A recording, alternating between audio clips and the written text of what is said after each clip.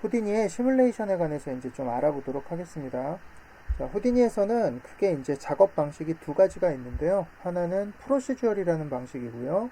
자, 다른 하나는 이제 시뮬레이션이라는 방식이에요. 프로시저얼이랑 시뮬레이션은 이렇게 반대되는 개념이 아니기는 한데, 사실 프로시저얼이란 단어 뜻만 놓고 보면은 이렇게 순차적으로 어떤 계산이 이루어지는 그런 걸 말을 하고요.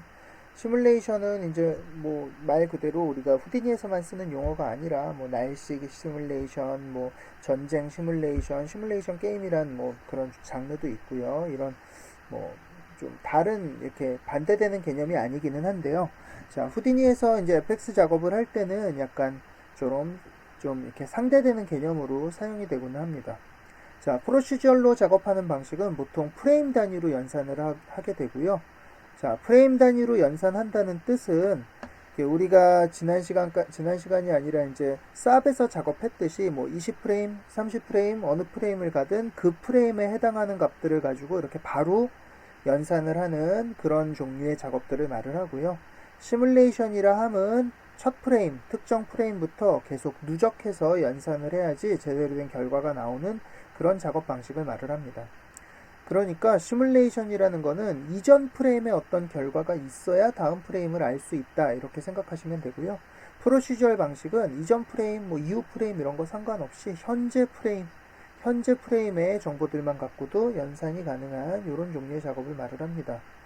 자, 매 프레임 그냥 바로 계산하기 때문에 당연히 속도가 빠르고요. 시뮬레이션 같은 경우는 항상 첫 프레임부터 누적해서 연산을 해야 결과를 볼 수 있기 때문에 당연히 이제 계산 속도는 좀 느린 편이죠. 자, 프로시저얼의 장점은 아트 디렉션에 이렇게 용이한 건데요. 다른 뜻이 아니라 이렇게 감독님이나 이제 클라이언트가 뭔가를 수정을 했을 때 뭐 이쪽 파티클만 이쪽으로 이동시켜 뭐 키프레임을 조절한다던가 뭐 이렇게 그때그때 이렇게 직접 조절을 하거나 작업자가 수정을 쉽게 할 수 있는 방식으로 작업이 되기 때문에 이제 특별한 지시에 따라서 이렇게 반응해 주기가 굉장히 쉽습니다. 연기를 시뮬레이션 한다 그랬을 때 시뮬레이션으로 할 경우에는 물리적인 값으로 이렇게 연산을 하는데 그거를 강제로 지운다던가 이동하거나 뭐 이렇게 모양을 만들기가 쉽지 않겠죠. 반면에 이제 프로시저 같은 경우는 철저하게 이렇게 노드 기반으로 프로시저 식으로 이렇게 직접 제어를 하기 때문에 그런 아트 디렉션에 굉장히 용이한 점을 가질 수 있고요. 시뮬레이션 같은 경우는 반대로 물리적으로 이렇게 컴퓨터가 계산을 해주기 때문에 굉장히 정확한 값을 얻을 수 있습니다. 그러니까 조금 더 사실적인 결과물들을 얻을 수 있는 거죠. 그래서 오히려 애니메이션 같이 좀 감각적인 부분, 좀 이런 뭐라 그럴까요? 좀 이렇게 모양들을 이렇게 좀 정확하게 아트적인 뭐 이런 쪽으로 살려야 될 경우에는 오히려 같은 작업이더라도 프로시저로 하는 게 더 용이한 경우들이 있고요.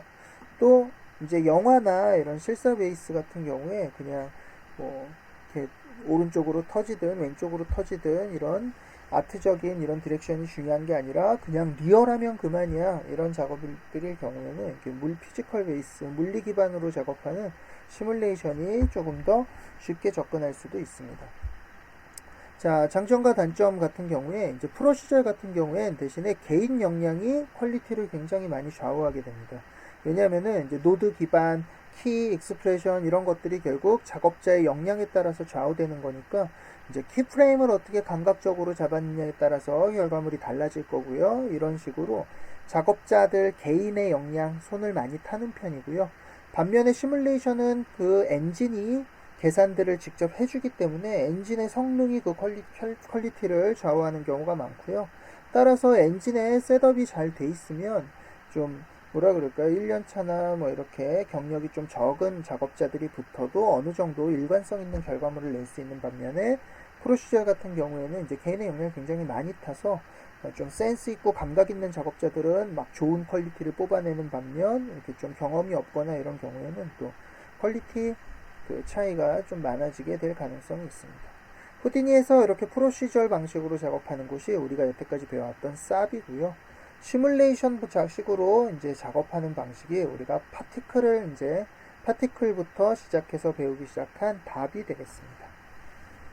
자, 이제 후디니의 이 시뮬레이션 관련 다이나믹 오퍼레이터라고 불리우는 이 답이 어떤 종류들이 있는지 좀 알아보도록 하겠습니다.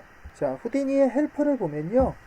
다이나믹스라고 이렇게 표시된 곳에 후디니의 다이나믹들이 어떤 것들이 있는지 이렇게 구분을 이렇게 좀 해놓고 있는데요. 물론 여기 있는 게 전부도 아니고요. 또 뭐라 그럴까요? 이거 외에도 뭐 이것저것 이 분류법이 꼭 맞다고 볼 수는 없지만 어찌됐건 후디니에서 이렇게 구분해 놓은 다이나믹스의 종류라고 보시면 돼요.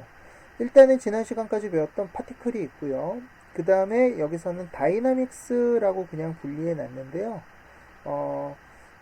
프랙처 시뮬레이션, 리지드 바디, 요런 쪽을 얼추 얘기하는 거라고 보시면 될 것 같습니다.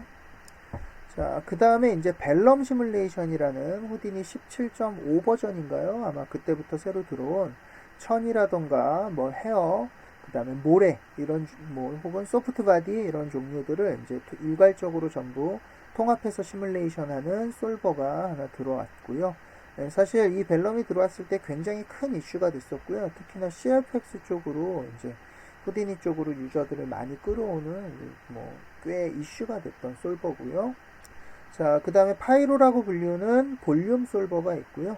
네, 연기나 불, 폭파 이런 쪽을 주로 관장하게 됩니다. 그 다음에 플루이드 솔버, 우리가 바다나 이런 물 관련된 시뮬레이션을 하는 플루이드 관련 다이나믹스가 있고요.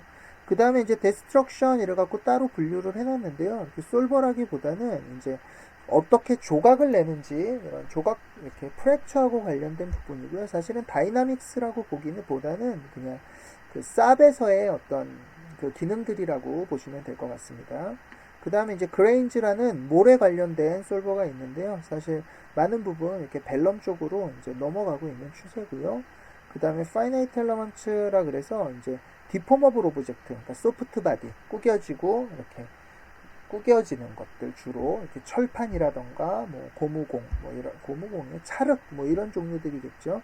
그래서 이제 단순히 이렇게 딱딱한 물체가 아니라 부드러운 물체들에 관련된 이제 솔버를 말을 하고요. 요 그레인과 파이나이트 엘리먼트 같은 경우는 이제 확실히 이제 벨럼이 상당 부분 많이 흡수해서 이제 이쪽으로 시뮬레이션을 많이 하는 편이에요. 자, 그 다음에 이제 캐릭터 FX라고 따로 분류를 해놨는데 이쪽도 사실 답의 시뮬레이션 영역 부분이고요. 캐릭터 쪽은 아니지만 요 크라우드 시뮬레이션, 군중 시뮬레이션이 있고요. 그 다음에 헤어 포 시뮬레이션이 또 따로 있습니다. 그리고 이 헤어랑 포도 사실은 솔버 자체는 벨럼 쪽으로 상당 부분 이렇게 넘어갔다고 생각하시면 될 것 같아요. 네. 그래서 이제 요것도 사실 벨럼 솔버를 사용하지만 헤어를 어떻게 이렇게 디자인하고 옷을 어떻게 디자인하고 이런 쪽하고 다 포함시켜서 이렇게 캐릭터 FX 쪽으로 이제 카테고리를 만들어 놨다고 보시면 되고요. 자, 저희 수업에서는 여기 있는 걸 전부 다루지는 않을 거고요. 자, 일단은 이제 다이나믹스라고 불리우는 요 디스트럭션 다이나믹스, 리지드 바디 시뮬레이션을 먼저 다룰 거고요. 그 다음에 이제 파이로라고 불리우는 요 볼륨 시뮬레이션 관련을 다루고요. 그리고 플루이드, 액체 시뮬레이션, 바다와 이제 스플래시, 물 이런 쪽을 다루고 마지막 6개월 차에는 이제 이것저것 다양한 후디니의 여러 가지 기능들을 배울 때 이제 벨럼 솔버를 이제 같이 한번 배워보도록 할 계획입니다. 자, 후디니 다이나믹스를 이제 배우기에 앞서서 이제 요 쉘프 탭에 관련해서 조금 얘기를 해볼 건데요. 자, 우리가 기존까지는 이 쉘프 탭이라는 걸 사실 쌉에서 거의 사용해 본 적이 없고요. 그리고 실제로 이 쌉에서 쉘프 탭의 기능은 굉장히 제한적이에요.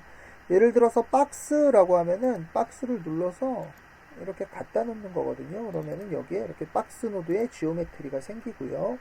자, 이 쉘프 탭은 이제 마야나 맥스 같은 이제 다른 툴의 유저들이 조금 더 후디니를 쉽게 접근하는 목적으로 처음에 이렇게 만들어졌고요. 자, 그래서 이제 어떤 작업자들 같은 경우는 쉘프 탭을 쓰는 걸 굉장히 자존심 상해하고 이제 쉘프 탭 없이 작업하는 거를 굉장히 자부심을 가지는 작업자들도 심지어는 있어요. 자, 그런데 후디니에 이제 다이나믹스들이 점점 늘어나면서요, 이제 다이나믹 시뮬레이션을 셋업하는 것들이 이렇게 쉘프 탭으로 리지드 바디면 리지드 바디, 오션, 플루이드 이렇게 들어오기 시작했는데요. 플루이드는 요거죠. 파티클 플루이드.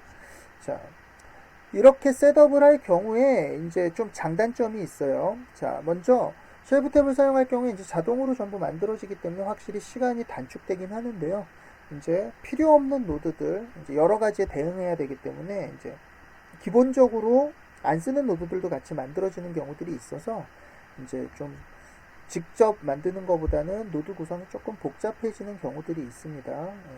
그리고 또 하나는 이게 몰라도 그냥 만들어지기 때문에 이제 공부하는 입장에서는 쉘프 탭을 계속 쓰게 되면은 이제 어떤 기능들이 어떻게 있는지 잘 알지 못하는 경우들이 있어서 이제 그런 경우에는 좀 직접 노드들을 만들어 보면서 공부하는 것도 이제 좋은 방법일 수 있는데요.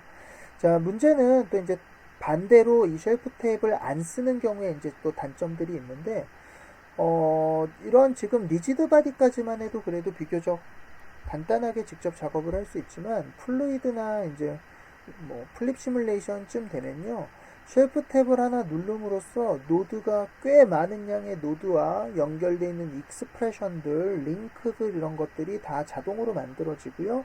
볼륨만 해도 그 볼륨의 씬 스케일에 따른 적절한 파라미터 값들 뭐 이런 것들이 전부 같이 셋업이 돼요.